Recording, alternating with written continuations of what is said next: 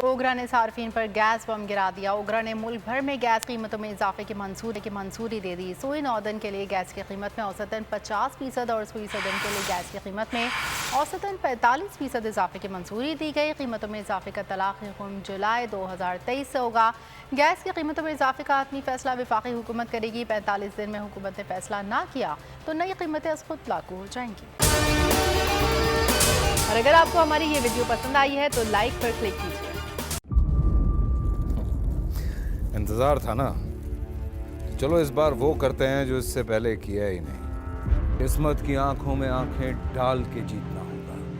सब में है शेर जैसी राह। जर्रा जर्रा भी हर कंटेस्टेंट को लगेगा पहाड़।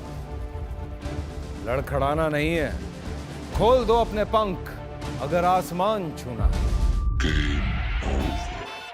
अबे लग रहा है ये सब पहले भी कहीं सुना है। एंटरटेनमेंट की गारंटी जनाब, क्योंकि यहाँ खेलोगे कूदोगे तो बनोगे नवाब। खुश रहो पाकिस्तान।